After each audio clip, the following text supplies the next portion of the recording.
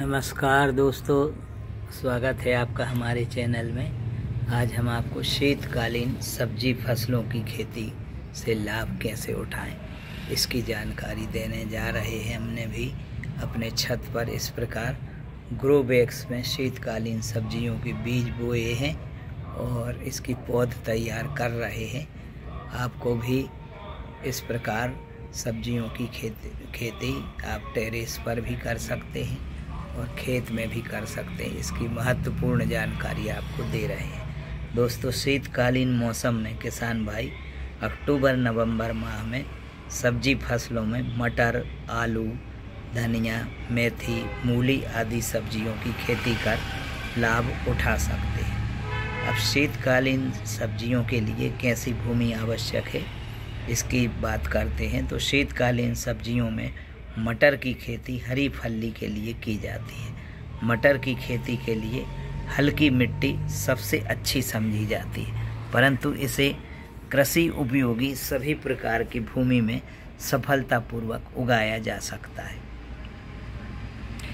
आलू की अधिक पैदावार के लिए उचित जल निकास वाली कार्बनिक पदार्थ से भरपूर बलुई दोमट मिट्टी सर्वोत्तम होती है। आलू की खेती पर विस्तृत वीडियो हम कल डाल चुके हैं, आप वॉच करें।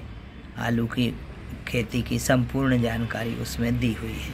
मूली की खेती के लिए शीतल जलवायु उपयुक्त रहती है। मूली की खेती के लिए सभी प्रकार की भूमि उपयुक्त है। जड़ों के विकास के लिए भूमि भुरभुरी होना आवश्यक है।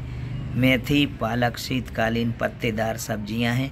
पत्तेदार सब्जियों को लगाने के लिए पानी निथार स्थान का चुनाव करना चाहिए। जहां पानी भरा हो वहां पत्तेदार सब्जियां नहीं लगाएं।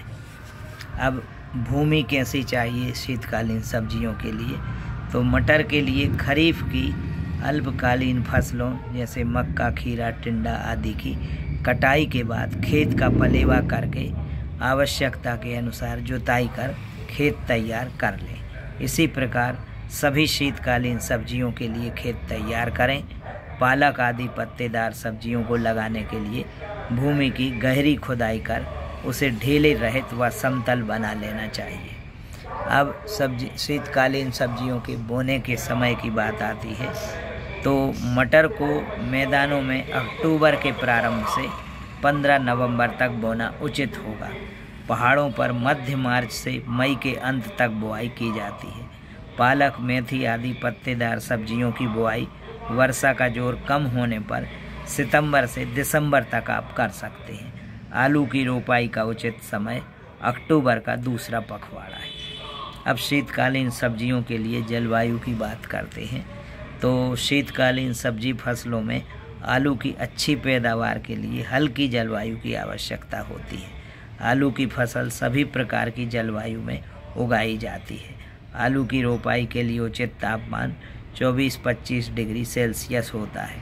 मूली के लिए शीतल जलवायु उपयुक्त है। 50 से 60 डिग्री फ़ारेनहाइट तापमान उपयुक्त पाया गया है, किंतु यह गर्म वातावरण भी सह लेती है। सभी शीतकालीन सब्जी फसलों के लिए ठंडी जलवायु उपयुक्त रहती है। अब शीतकालीन सब्जियों की उन्नतशील प्रजातियों की बात करते हैं तो मटर की उन्नतशील जातियों में अर्किल, जवाहर मटर एवं बोनविला मुख्य प्रजातियां हैं। पालक की उन्नत किस्मों में पूसा ज्योति और आल ग्रीन प्रमुख हैं। मेथी की उन्नत किस्मों में पूसा अर्ली बंचिंग और पूसा कसूरी किस्में मुख्य हैं। मूली की पूसा चेतकी, पूसा रश्मि, जापानी सफ़ेद आदि उन्नत किस्में हैं। आलू की उन्नत किस्में कुफरी ज्योति, कुफरी बादशाह, कुफरी चंद्रमुखी, चिपसोना एवं चिपसोना 2 आदि किस्में हैं, जिनका विस्तृत वीडियो आपको कल डाल चुके हैं, आप वॉच करिए उसको। अब शीतकालीन सब्जियों की बीज मात्रा की बात करें तो शीतकालीन फसलों में मूली का बीज 5 से 10 किलो प्रति हेक्टेयर, मेथी का बीज 25 से 30 किलो प्रति हेक्टेयर, मटर का बीज 100 से 120 किलो प्रति हेक्टेयर लगता है। आलू के बीज की मात्रा कंद के वजन पर निर्भर करती है। यदि 30-40 ग्राम का आलू है तो 1 हेक्टेयर में 30-40 क्विंटल बीज की आवश्यकता होती है।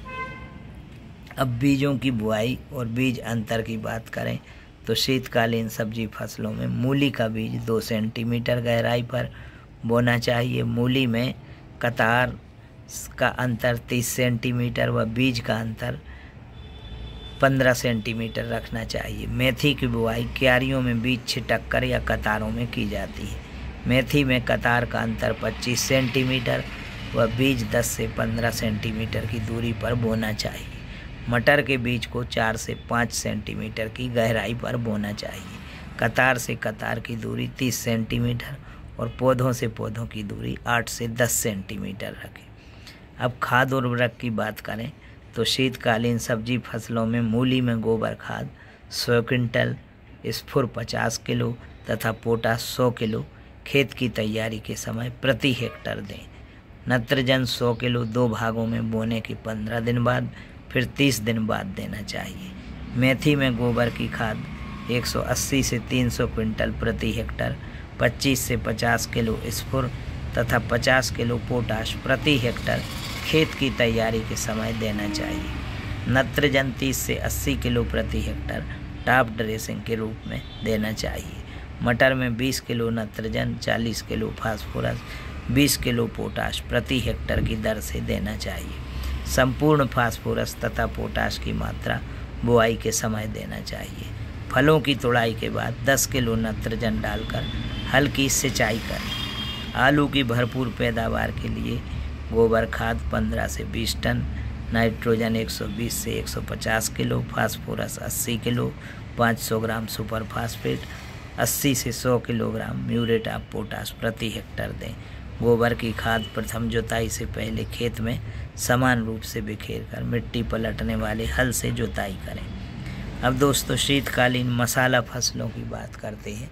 शीतकाल में कौन सी मसाला फसलें लगाई जाती हैं। शीतकालीन मौसम में किसान भाई मसाला फसलों में प्याज, लहसुन, धनिया, जीरा आदि की खेती अक्टूबर-नवंबर माह में कर सकते हैं, जिसमें प्याज की खेती और लहसुन और धनिया, जीरा आदि की खेती अक्टूबर-नवंबर माह में आप करें। सभी फसलों के विस्तृत वीडियो सब्जी फसलों की खेती में डले हुए हैं और जिन फसलों के नहीं हैं जैसे लहसुन, जीरा आदि के, उनके वीडियो विस्तृत आगामी वीडियो में हम आपको डालेंगे। लहसुन की खेती के लिए अच्छे जल निकास वाली भुरभुरी बलुई दोमट भूमि उपयुक्त है। भारी भूमि में इसकी खेती करने से इसके कंद अच्छी तरह नहीं बढ़ पाते। भूमि का पीएच मान 5.8 से 6.5 के बीच होना चाहिए। प्याज की खेती हर प्रकार की भूमि में की जा सकती है, लेकिन अच्छी पैदावार के लिए भुरभुरी गहरी उत्तम जल